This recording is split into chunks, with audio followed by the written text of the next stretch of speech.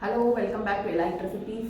நம்ம இன்னைக்கு double beans mushroom வச்சு ஒரு கிரேவி செய்ய போகிறோம். இது வந்து நமக்கு இட்லி, தோசை, சப்பாத்திக்கு நல்லாயிருக்கும். வாங்க இப்போ என்னென்ன இன்க்ரீடியன்ட்ஸ் வேணுன்றதை நம்ம வீடியோவில் போய் பார்க்கலாம். இதுக்கு நான் வந்து ஒரு பேக்கெட்டு, ஒரு பாக்ஸ் மஷ்ரூம் வாங்கியிருக்கேன்.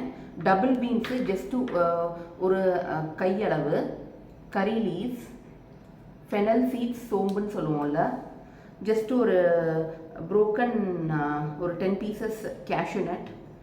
இது வந்து குண்டு மிளகா, காரமாக தான் இருக்கும், அதனால் நான் வந்து 4 பச்சை மிளகா எடுத்திருக்கேன்.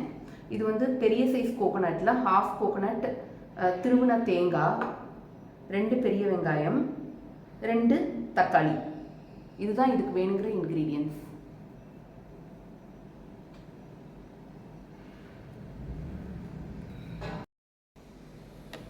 இப்போ நம்ம இந்த கிரேவி ப்ரிப்பேர் பண்ணுறதுக்கு மசாலா ப்ரிப்பேர் பண்ணுவோம். 4 பச்சை மிளகா, சோம்பு, கேஷ்யூ நட், தேங்காய்.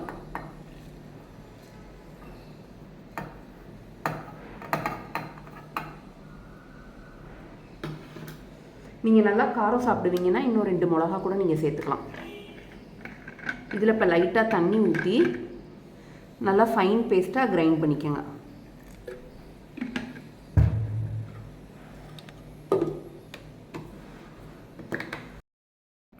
இப்போ பாருங்கள், கோகோனட் பேஸ்ட் அரைச்சாச்சு. இது வந்து நம்ம வந்து ஒயிட் கலரில் கிரேவி வைக்க போகிறோம். இப்போ ஒரு கடாயை ப்ளேஸ் பண்ணி ஒரு 5 to 6 டேபிள் ஸ்பூன்ஸ் ஆயில் போர் பண்ணுங்கள். ஆயில் ரெடி ஆனதுக்கப்புறமா நம்ம கட் பண்ணி வச்ச பெரிய வெங்காயத்தையும் ஆட் பண்ணிடுங்க. இதை நல்லா கிண்டி விட்டுக்கோங்க. அதுக்கப்புறம் நம்ம கட் பண்ணி வச்சுருக்க தக்காளியையும் சேர்த்துக்கோங்க.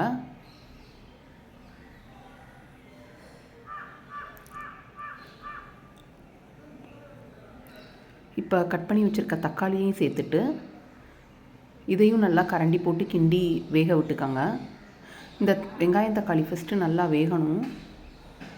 இந்த தக்காளி வேகிறதுக்காக ஜஸ்ட்டு லைட்டாக நீங்கள் வந்து கல்லுப்பு இதில் போட்டுக்கோங்க. அப்போ நமக்கு நல்லா ஃபாஸ்ட்டாக தக்காளி சாஃப்டாயிரும்.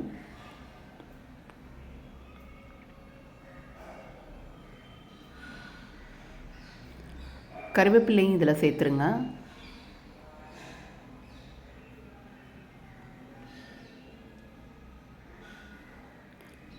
கருவேப்பிலை சேர்த்ததுக்கப்புறமா நம்ம கட் பண்ணி வச்சுருக்க மஷ்ரூம்ஸ் எல்லாம் இதில் சேர்த்துருங்க. மஷ்ரூம் வந்து நல்லா கிண்டி விட்டுக்கோங்க. அதுக்கப்புறம் டபுள் பீன்ஸையும் அதில் சேர்த்துருங்க. இது வந்து ஃப்ரெஷ் டபுள் பீன்ஸ். இப்போ இந்த மஷ்ரூம், டபுள் பீன்ஸ் எல்லாம் நல்லா வேகணும். மஷ்ரூம் வந்து நல்லா வேக வேக அது நல்லா சுருங்கிரும், தண்ணி விட்டும் வரும். ஸோ அதனால் இது ஒரு 10 மினிட்ஸ் நீங்கள் வந்து மூடி போட்டு வேக வச்சுக்காங்க. இப்போ பாருங்கள், மஷ்ரூம் நல்லா சுருங்கிருச்சு. இப்போ நம்ம அடித்து வச்சுருக்க தேங்காய் பேஸ்ட்டை இதில் சேர்த்துடலாம்.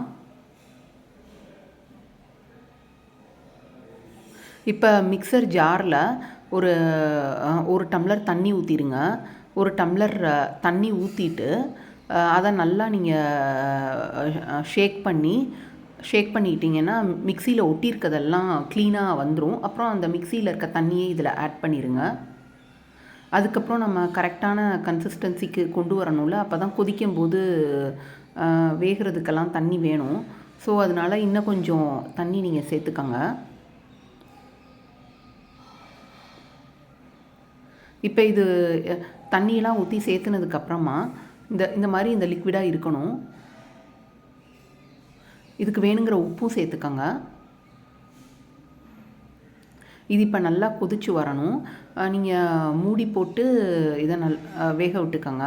அப்போ தான் நமக்கு அந்த உப்பு, பச்சை மிளகா, காரம், கேஷ்நட் எல்லாம் அடிச்சிருக்கோம்ல, பேஸ்ட் எல்லாம் அந்த வெஜிடபிள்ஸ்குள்ளே போய் சாரும். ஸோ அதனால் இதை ஒரு மூடி போட்டு ஒரு கண்டிப்பாக 10 மினிட்ஸ் மீடியம் ஃப்ளேம்லேயே இது வேகணும். இது நல்லா கொதிச்சு வந்ததுக்கப்புறம் உப்பு காரம்லாம் போதுமான்னு நீங்கள் பார்த்துக்கோங்க. இது நான் வந்து ஒயிட் கலர் கிரேவியாக தான் இதை செய்கிறேன்.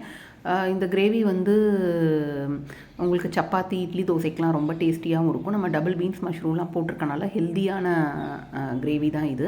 நீங்கள் 2 தடவை திறந்து பாருங்கள், வெஜிடபிள்ஸ் எல்லாம் சாஃப்டாக டேர்ன் ஆகிருக்கா, பச்சை ஸ்மெல்லாம் போயிருக்கா அப்படின்னு பாருங்கள். இல்லைனா திருப்பி மூடி போட்டு வேக வச்சுக்கோங்க.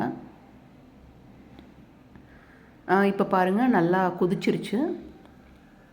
டச் பண்ணி பாருங்கள் சாஃப்டாக இருக்கா வெஜிடபிள்ஸ் எல்லாம் அப்படின்னு. எனக்கு டபுள் பீன்ஸ் எல்லாம் நல்லா வெந்துருச்சு.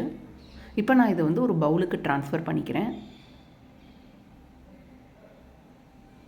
நீங்களும் ட்ரை பண்ணி பாருங்கள் இந்த மஷ்ரூம் டபுள் பீன்ஸ் கிரேவியை. லைக் பண்ணுங்கள், சப்ஸ்கிரைப் பண்ணுங்கள், கமெண்ட் பண்ணுங்கள், ஷேர் பண்ணுங்கள்.